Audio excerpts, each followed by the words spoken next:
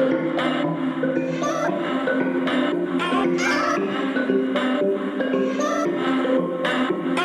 what's up, guys? So this episode we have joined by the brilliant Chris Bogue, somebody who does videos for a living, somebody who's on my subscribed list on LinkedIn, somebody who's creative as.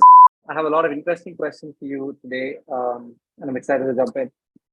Thanks for having me, Anirudh. This is awesome. So I usually see people making a lot of videos, but comedy and sketches in sales. How did you come up with this idea? What went behind? What were the thoughts behind that? I kind of fell into it accidentally. I was a sketch comedian for 15 years, and I used to do. I wrote and directed and acted in sketch comedy shows at Chicago's Second City Theater. And then, I grew up, I hadn't done comedy in a few years. I started my own business, and I started making explainer videos for LinkedIn, and they did okay. But I was talking about sales and cold calling, and I would like cut to alternate characters.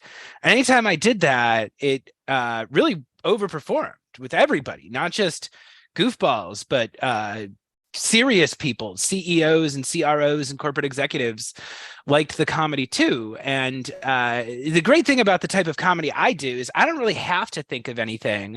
I was always taught that comedy is just the truth. So a lot of what I'm doing is really just exploring what a frustrating human experience sales can be. And the audience laughs because they've been there too. They know what it's like. Absolutely. I think it comes to you quite naturally. So we're going to have some more information from you at the end of this call in terms of how to get that right. Talking about making LinkedIn videos in sales, one of the most common things that I see people do is, let's say they're prospecting, they open up somebody's LinkedIn profile, they have their profile picture, and then they start talking about their company product, what they're here to sell, and things like that, right? I'm not a big fan of it. So if someone wants to include videos in their outreach, SDRs primarily, what are some things they need to do to stand out? What are some things they need to do to get noticed? Okay, so this is a loaded question. There's like 5 different things I want to talk about here, right? So let me start by taking a couple steps back by saying I disagree with 99% of the training out there for video on sales. I think they train reps to do a lot of things backwards. And that starts with who's getting a video in the first place, right? So I have a system where I have a couple soft touch points before a video gets sent, and I'm gauging whether or not someone is likely to respond to a video. And I categorize that lead as green, yellow, or red. Green is they've shown some willingness to talk to me. Yellow is total coin flip. I can't guess either way. Red is like they're ignoring me or not responding to me, right? Green and yellow leads are the ones who get videos, right?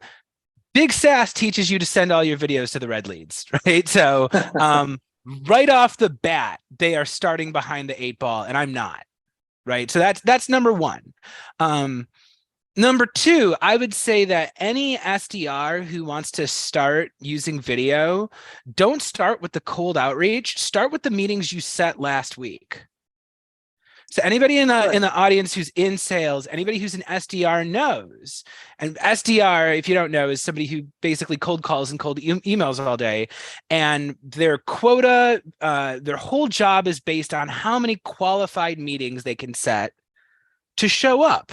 Right. So they make 1 million cold calls, they make 1 million cold emails, they twist somebody's arm, they finally get the meeting, and that person doesn't show up and they don't get the credit and they miss their quota. And if they had just made a 15-second video 2 days before that meeting, and just be like, Anirudh, looking forward to chatting with you on Friday. Here's one question I want you to keep in mind, and I'll see you at 10 a.m. Central.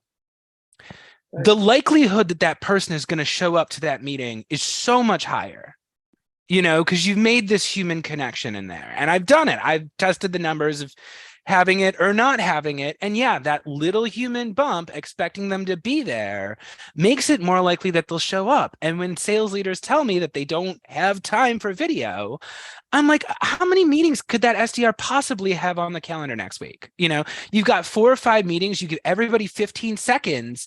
Maybe you get a couple extra meetings that show up. Like, that's so efficient, but they're too busy sending these cold videos to people who don't want them, that they don't think they have time for that. So I say, but before you start anything, make sure those meetings show up.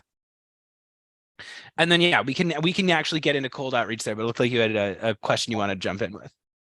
Absolutely. So talking about videos and again, booking meetings using videos, right? Let's make it fun. Let's do an impromptu. You're an SDR trying to book, you sell SaaS. You're an SDR trying to book a meeting with the CEO. Cold emails, cold calls have shown no mercy. There's no response so far. So what are you going to do differently on a video to get somebody's attention and book that meeting? Yeah, there's 2 ways I would go about this if I was an SDR. One is I can send a video. 2, I can challenge myself to see if I can get someone to ask me for a video. Right. So let's start with the first one. Buying is a group process. Anybody who's done SaaS sales knows that there's not just one decision maker. There's often multiple decision makers, multiple departments. So maybe that person who isn't calling or isn't answering my calls or emails, maybe they're not the best entry point into that organization, right? So if I have LinkedIn Sales Navigator, I can see who's on there. I can see if they have any members or anybody in there who's posted within the last 30 days or so, whatever that metric is. I want to start connecting with the people that are there. I want to find some other entryway into there. And then, yeah, I usually open with like a DM. I usually have like different DMs that I engage people with my network in that, oftentimes don't lead to a sale or a request for a meeting. But I'm asking about the problem. And yeah, once I actually get someone to respond to me, once I get a little bit of human interaction there, then I send them the video. And we can get deeper into this too, because this is another thing where I think everybody in SaaS is doing it wrong. And I use the video for a different purpose than them, which is they're trying to like send one video out to 1,000 people to drive like 10 meetings or whatever. I create the video as something that's easy to follow up with. Right. I don't plan the video to instantly hit the bullseye. I'm setting the video up so it's something I can respond to, something I can follow up to. And, and this is, ironically enough, everybody thinks I'm doing creative outreach. I am not. I don't encourage people to turn their prospecting videos into a talent show. If you want to do that, go turn that into creative content for LinkedIn or social, and that's a whole different world. But on video, I show up as an equal. I show up talking to the other person like they're sitting across the table from me drinking coffee. And that video is usually 45 seconds long, and it's about them. And I'm not talking about where they went to college. I'm not talking about the sports team in their town. Usually I'm talking about their company's goals or values. And you could find this right on the company page. Like literally every company has a value statement.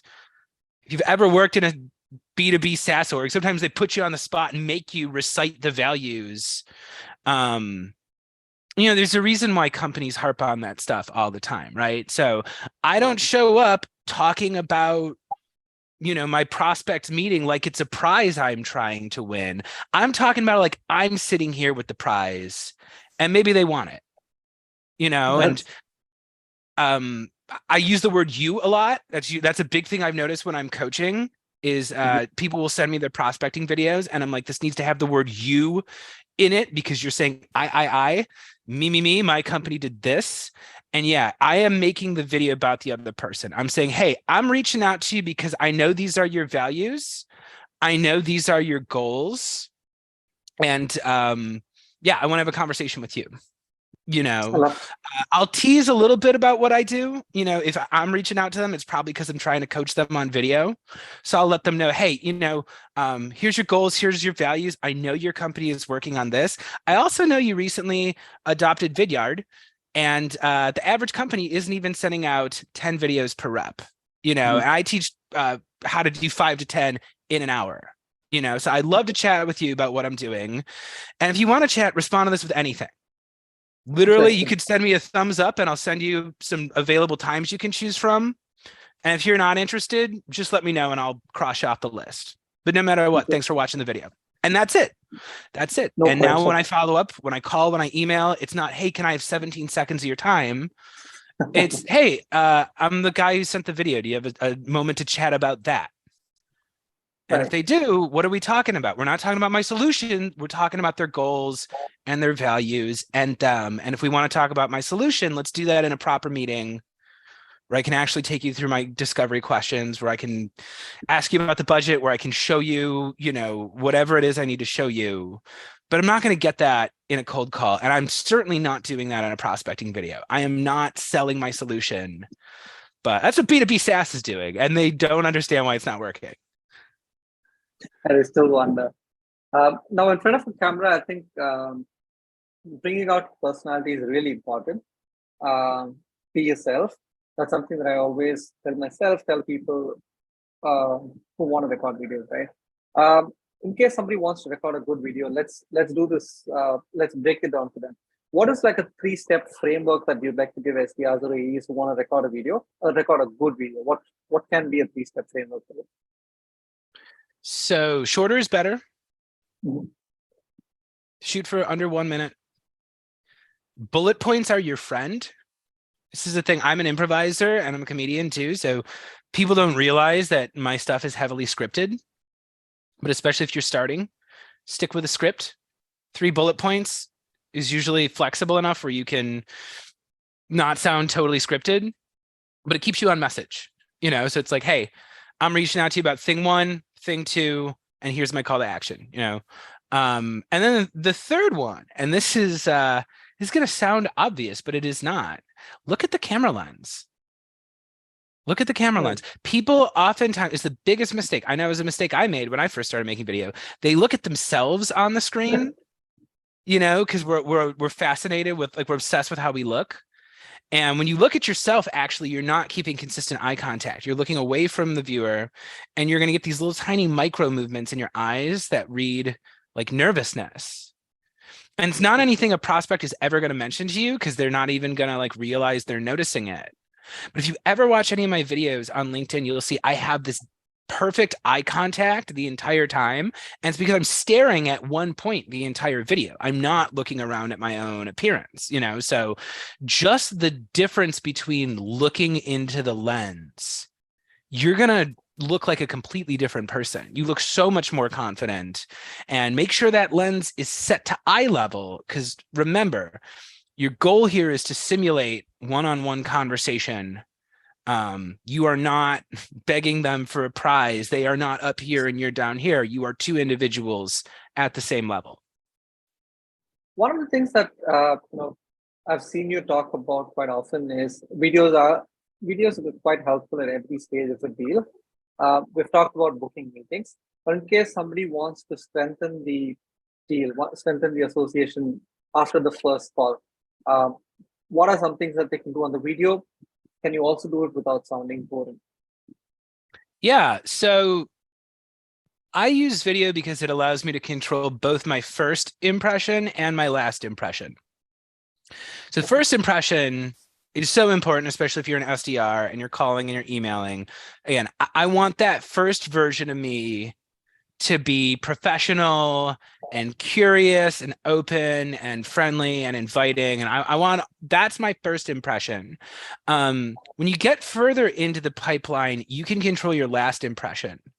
And one thing I learned when I was young and in sales, one of the best pieces of advice I ever got was they said, it doesn't matter if you have the best sales presentation on earth, because if you just talk the whole time, even if your prospect is super impressed, the moment they hang up the phone, now they got to go sell on your behalf. And if they're not bought in for their own reasons, it's not going to work. And what video allows you to do is it actually allows you to stay in the conversation when you're no longer in the room. So I love recapping a meeting that we just had, because maybe that meeting, 20 different things got said and some objections came up that kind of, weren't fully resolved or whatever, I could still end that meeting memorializing it the way that's best for me, Right. and say, hey, it was really great meeting with you today. As a recap, you're working on this. You mentioned you were concerned about this. And here's the 3 biggest areas of alignment I see that we can bring to this, and when that's, again, they're going to have all sorts of conversations out there, but when they come back to mine, is mine going to be short, understandable, easy to follow, building the case for value? Yes. And in that way, it allows you to recover even after you've had a poor performance. Maybe you were a little more desperate or pushy or whatever in that meeting than you would have liked it to be. You can still memorialize it with a better version of the case that you were trying to make. So and this also allows me to, we were talking earlier about how buyers buy in groups, right? Yeah. This is also a nice little in between if you can't get in front of another decision maker that you want to get in front of. Maybe they're not ready for a meeting yet. Oftentimes we'll say, hey, who else is in this decision? Who would feel bad if we were left out of this? Okay, what do they care about? Well, here's what, how about I do this? I'll make a short video just kind of summarizing what we talked about. And why don't you send it on over to them and see if they'd be open to chatting? And again, it's like, I can put that out there. I can ask my champion questions that, to try to get into that person's mindset. I can make sure that I'm showing up for 60 seconds, making a case that's tailored to that person, that's saying the things they want to hear. And then again, if I'm calling and following up and emailing, who's this Chris Bogue guy? Well, okay, well, here's this video. And yeah, he seems like he gets what our company does. And he seems, like he's on the ball. So like, sure, I like that. I think that's something that I've personally not thought about as well. You try asking these questions, wanting to get the other stakeholders inside. There's a nice way to do it, less friction. They can see the video, and if they're going to be interested, they're going to hop on to the next call anyway. I think this question that I had for you is even more relevant right now. Usually there's a saying that goes, right? They may not remember what you said, but they'll always remember how you made them feel. And I think videos are something that has the potential to create that sort of an impact, right? What's the Chris Bogue way to make sure that the impact is there when you when you record that video?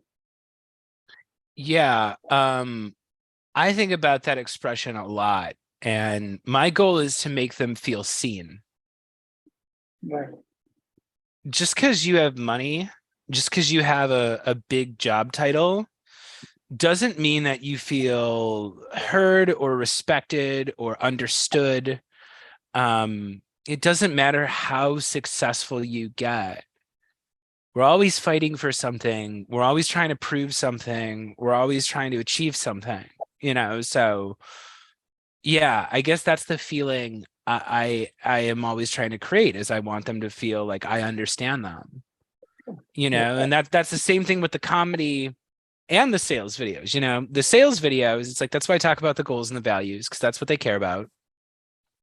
Now, I do a lot of absurd comedy on LinkedIn, and some of it is pretty like ridiculous and a little vulgar, but it comes from the same place, right? I am not mocking LinkedIn people or salespeople for being LinkedIn people or salespeople. I am sharing the frustrations from a place of love. I'm out here doing sales every day, so I can laugh at how soul crushing it is to be in one of these situations where a prospect just destroys you, and I've got these big eyes, and I've discovered that the audience thinks it's really funny when I put myself in situations where I am like disrespected and talked down to and heartbroken. And yeah, I could just put myself in the middle of one of these terrible situations where it goes awfully for me, and the audience can laugh because they identify it. They know it's real, Yeah. And then if they keep clicking the like button, if they keep engaging with my stuff, if they have the right job title, yeah, I'll send them a 30-second video being like, hey, thanks for engaging with my stuff. Let me know if you ever want to chat about me coming in and like doing some training to get you guys on video, and like, it's a nice way to run a solo business. Absolutely.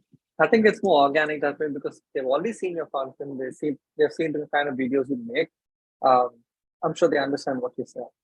Um, this is one thing that I've noticed, right? A lot of marketing teams put in so much effort into making those videos, the product videos, trying to make those presentations. I'm sure marketing and videos go hand in hand in this case, right? Um,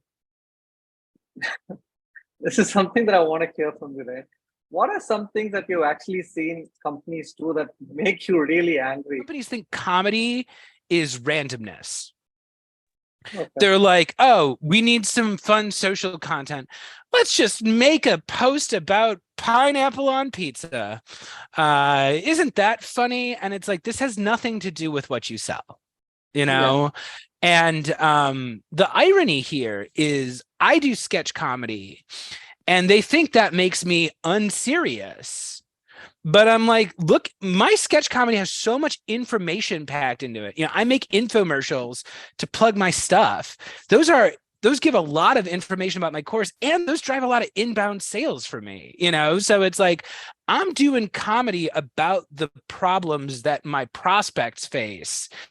And it's bringing me inbound business, you know. Yeah. I see these giant SaaS companies with these giant marketing teams posting utter nonsense, you know, and they're like, this is our fun content. Look at how much engagement it got. And I'm like, this is just like pointless crap, you know, like, you could actually be both funnier and more informative at the same time, but you'd have to try a little harder. And like, they're not doing that. I like that. So again, now very relatable next question for you again, right? You can be funny and informative at the same time. That's one good point for marketing teams to look at. When marketing team wants to record their next video, best way or one way to do it, one right way to do it is hire you, of course. But other than that, if you had to give them like a checklist of, hey, these are certain things that you need to keep in mind when you record that video, when you make that next piece of content, what would that be? Yeah, so I think a big mistake that marketers make, and I think a trend you see in the companies that are doing marketing that's doing quite well right now, you have to make the audience part of the show. And I see too many marketers just throwing stuff out there with no idea about whether or not it'll resonate with their audience, right? Oftentimes they don't even know who their audience is supposed to be. You know, that's usually where I start when they bring me in to start coaching creators or video content. They'll start showing me videos and I say like, who's this video for? And they can't tell me, you know? I frequently do things where I poll my audience. I ask questions to my audience. I go to my audience and say, hey, I'm writing new sketch comedy right now. What's a trend on LinkedIn that you're sick of? You know, and people start weighing in and I'm getting all these responses and I'm like, this is what they care about, you know? So I'm going to go write a sketch about it. And I put the sketch out. All the people that interacted with that poll now are more likely to see that video content. They're more likely to engage with it. And I didn't have to sit there and think like, what's the funniest, smartest, most interesting thing I could say? I said, well, this is what my audience is thinking about right now. So I'm going to go make a piece of content about that. And, you know, one thing that I'm a big proponent of that I think marketers should listen to me on. They never listen to me, but they should. I say a cold call is not the place to handle objections. Handle objections in your content, right? If your salespeople keep getting hit with the same objection, you can create a piece of content about that. You know, oh, they don't understand how you're different from this other competitor. Make a piece of content about that. Oh, they misunderstand. They think we're this thing, but we actually serve this other piece of this other purpose. Make a piece of content about that. You know, this does a couple things. One, it puts your prospect in a place where they can more easily receive your information. If anybody's ever been a salesperson, you know, objection handling is hard because people are often evasive with the truth. They're not telling you their full objection because they don't want you to handle it. They're trying to protect their time from you. They're trying to prevent you from putting them into another meeting. And you as a salesperson are trying really hard to put them into a meeting. So they're not really able to listen to you fully. Whereas if I release a piece of content that debunks something incorrect that my prospects think about what I do, maybe they don't even agree with me, but they're in a situation where they can sit and listen to the message and evaluate it on its merits. They're not sitting there having to explain to me why they think I'm wrong. And yeah, this is something, again, it's like I do this all the time. And then surprise, surprise, sometimes when you're out there just demonstrating what you do, showing a problem, somebody inbounds and they're like, oh, hey, I've been looking for someone to do this anyway. And again, it's like I know I keep bashing B2B SaaS, but it's like I always ask myself, is this video one-to-one or is it one-to-many? Right. And if it's one-to-many, I can get very creative with it. If it's one-to-one, I do like a straight interpersonal, just talking to the individual about them. What B2B SaaS is trying to do is they're trying to take a one-to-many message and make it look like it's a one-to-one message. And that doesn't work. It doesn't work. Makes sense. I was talking to an SDR last week. I'm sure you've come across this as well. Because I'm really shy on camera. I probably can't, I'm not good at it. I'm not going to be able to make that video, right? You've trained tens and hundreds of people with your course, help them on LinkedIn, do all of that, right? What are some things that SDRs or any person who wants to record that video that can look at to overcome that fear and, record that first video? Yeah, so I would challenge anybody who thinks they're not good on video. So like, maybe they're not thinking about it the right way. And again, I criticize the B2B SaaS leaders because they act like it's this thing that you need to be this big personality to do. And there's a very logical reason why they're wrong about this. A lot of these leaders, they learn to speak in big rooms. And they learned, hey, if you do a big presentation, you got to be big and animated. You got to shout very loud so the people in the back can hear all your words clearly. Video is a much more intimate thing. Like this microphone I'm speaking into is so sensitive. And I'm like 2 feet away from the camera lens, right? And if my prospect is watching me, they've got me up here. I'm closer to their face than 99.99% of people will ever get, So I teach people, like, don't perform. You're not performing on camera. Like, I come on camera neutral. I'm not acting like I think I know what their problems are. I'm not acting like I know whether or not they're going to meet with me. But again, this comes with coming at them at the same level, I'm just talking to them like they're sitting here in the living room, because they kind of are. That person's probably working from home, sitting in pajama pants somewhere.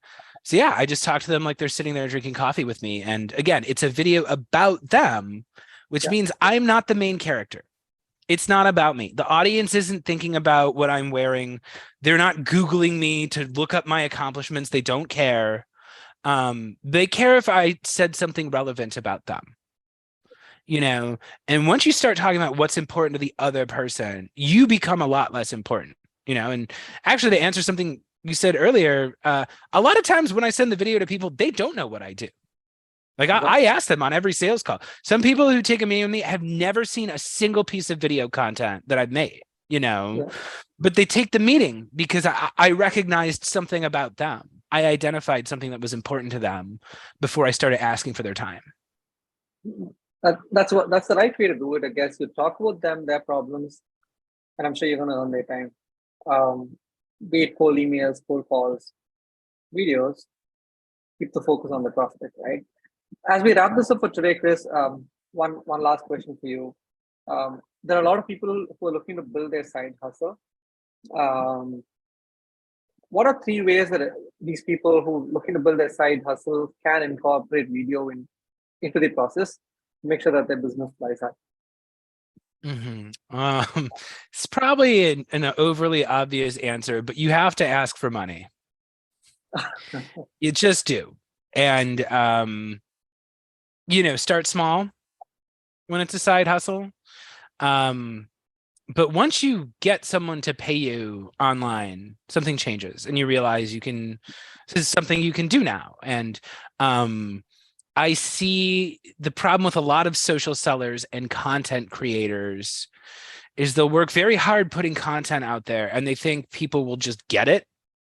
They'll just make that connection that like, oh, this person made a good piece of content. I should like ask them if I can pay them money for coaching. And like, it doesn't work that way. You have to go out and it's like selling anything else, and it's like, I have a course that I sell and I make, a few $1,000s a month on that. And that's not passive income though. Like I have to sell that, and, it's good because it's a digital product. People could buy it. It's super efficient for me as a guy who runs his own business. I can be selling and educating people without having to like go personally train them.